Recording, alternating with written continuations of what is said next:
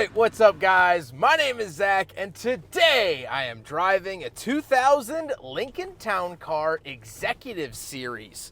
Up front is a 4.6 liter V8, and down below is a 4-speed automatic transmission. Now, I am super excited to be driving this Lincoln Town Car for two reasons. First of all, the Panther platform has always somewhat felt like a home base for me. No matter how many cars I drive, no matter how far I travel, no matter where life takes me, I will always find myself back in a Panther platform vehicle. But the second reason is that the title is no clickbait. That is no lie. This car was purchased on Black Friday last year in 2024 for $99. Now, of course, there were tax, titles, and fees, but out the door, the owner owns it for about $500. But the price was $99, and we're going to talk a lot about that throughout the rest of the video. But if you would like to submit your own vehicle, $99 or more, you can head on over to my website, zackpradel.com/submit. It's a quick and easy submission form. It takes under a minute to fill out, and I come out to you. But let's get back to that 4.6 liter V8. Well, that is the modular V8 offered in Lincoln, Mercury, and Ford products throughout the late 90s and early 2000s. I'll put the horsepower up on the screen. This is a very, very reliable engine, and when it's not reliable, it's super easy to find parts. The most expensive thing under the hood is the battery, which was about $200, which was installed by the dealership before this car was sold. So technically, that battery is worth more than the car itself. Like I said, paired to it is an automatic transmission. The Town Car only ever came with an automatic transmission, so nothing new there. And last but not least, of course, the Town Car, Executive Series or not, is rear-wheel drive. How does it feel to drive a 164,000-mile, $99 Lincoln Town Car? Am I up chucking my lunch? Is it brutal and broken? Absolutely not. I would think this rolled off the factory floor just yesterday. It is smooth. It has rear air ride suspension that we'll talk about. The 4.6 liter is delicate when it needs to be, or it can pierce your lungs if you want it to be too. It's just a joyous, comfortable luxury experience. It's soft and supple in a way that a luxury car should be. And the fact that it has 164,000 miles doesn't surprise me that much. This is one of the lowest mileage Panther platforms I've driven. The fact that it was bought for $99 and still operates like this is just a wonder. With that stuff out of the way, let's talk about the interior. Well, in front of me, I have a mix of physical and digital gauges. Off to the left, I have my coolant temperature. In the center is the speedometer, and off to the right is the fuel. But then I also have two little digital screens giving me some added information, which I quite like. On the steering wheel, on the left, we do have our cruise control settings, and off to the right, we have our volume skip track, but then we also have fan and temperature speed. Absolutely adore when they used to put these on the steering wheel. I change fan speed and temperature probably more than I change songs, so I like to see that. Off to the left, we do have a headlight switch, climate vent, and panel dim. And moving on to the door, we have our heated seats, of which you actually use a separate switch to heat your back or your back and your butt. And we have 5 levels, again, for $99. We have our power seats, memory seats here on the door, and we have our power mirrors, power locks, and power windows down below. Moving into the center, we do have a aftermarket radio. Any radio from this era isn't going to keep up with modern tech, and actually someone previous to the current owner actually did this. 2 climate vents. We have our message center, where you can select and reset the messages, as well as our climate controls. Fan speed, temperature, where to send it down at the bottom, all pretty standard equipment. We do have pull-out cup holders along with a cigarette lighter, so we will do a big friggin' bottle test, and these are tiny. They can maybe hold those little Dixie paper cups, but that's about it. Then we do have a center console with some coin holders and the seats. The seats are heated, power, and memory, and all of that still functions, which is amazing, and I love it. However, speaking of seats, arguably where you might want to be just a little bit more is the back seat. So let's go do some back seat reviews. All right, so we're in the back of the 2000 Lincoln Town Car Executive Series, and a couple of things to note. First of all, ashtrays in the door, power windows, big grab handles.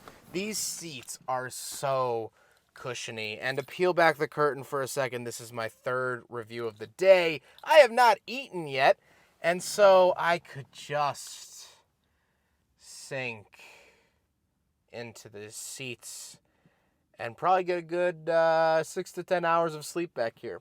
And I'm sure many people have.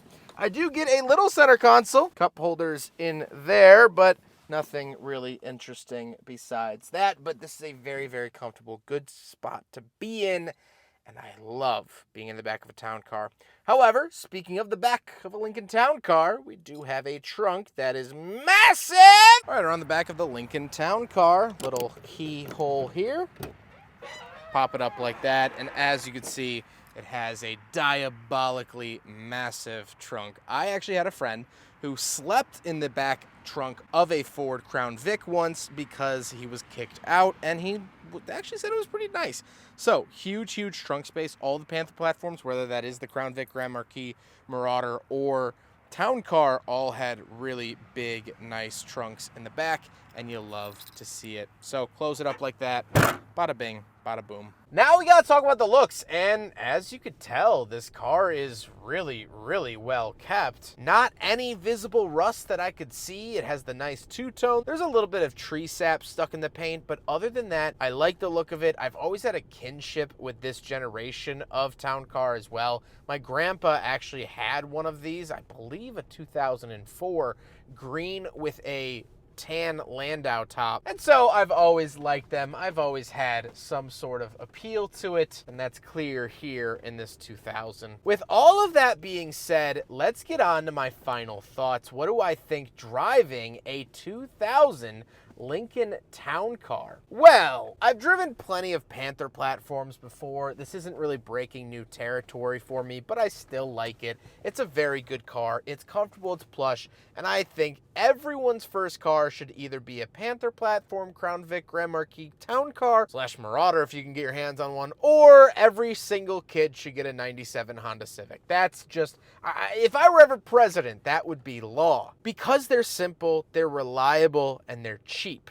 And so, let's talk about why this car was so dang cheap and in such good condition. Well, this was part of a Black Friday deal. There was a dealership about an hour north of where I am here in Illinois that offered 5 cars for $99. They also did like 5 cars for $399 and a couple cars for $1,000. Black Friday, if you're not from America, is basically the national day of shopping. It's the day after Thanksgiving, and back in the 2000s and 2010s, there used to be crazy Black Friday deals. The first 500 people in the door got a flat screen TV for $10. You've seen the videos of people getting trampled, and it actually got out of hand to the point where nowadays, it's not really that crazy of a holiday. You see deals, and there's Cyber Monday the following Monday and Small Business Saturday in between. But basically, it's to kick off the shopping season for the holidays. So a dealership offered this car for $99. And the owner, Nick, got up at 1 in the morning to drive to the dealership. He got there about 2:30 and was the first in line to get this Lincoln Town Car. And they sold it to him as advertised for $99. Now, what did this car need in order to be in operational condition? Well, nothing to be in operational condition. It worked, it drove, it started, it ran well. But what had to be addressed? Well, it needed a little bit of brake work. It had a tire that needed to be fixed, so it got new tires. The headlights were foggy, so the owners tossed in new headlights. The driver's window doesn't work, but the switch is actually coming the day after filming, so by the time you see this, it'll actually be fixed. And the sunroof doesn't open, but again, it's just a little mechanism. And I just find it fun that no matter the economy, no matter the political landscape of our country, there's always going to be a cheap Panther platform for a kid to buy. This thing is more stable than gold. This is more predictable than the Tokyo subway system. It's lovely. And so I guess in a time, in an era where inflation is at an all-time high, prices are running rampant, this car is a beacon of hope. There are still cheap clunkers that aren't the worst thing in the world for relatively cheap prices. I'm glad that what I learned when I was 16 is being passed along to now other kids when they turn 16. You want a cheap, fun, reliable American car, you buy a Panther platform. And this is it, baby! This is it. I hope you guys enjoyed the video. Huge thank you to Nick and Paul for setting up this review for me. Nick is the current owner who is out $100, but in a sweet, sweet ride. I appreciate them both very much. I have reviewed so many cars from Paul. I have genuinely lost track, and that is a nice spot to be in, and I appreciate them both. But I hope you guys enjoyed the video. Don't forget to rate the video, comment on the video, and subscribe if you really liked it. Take care, guys.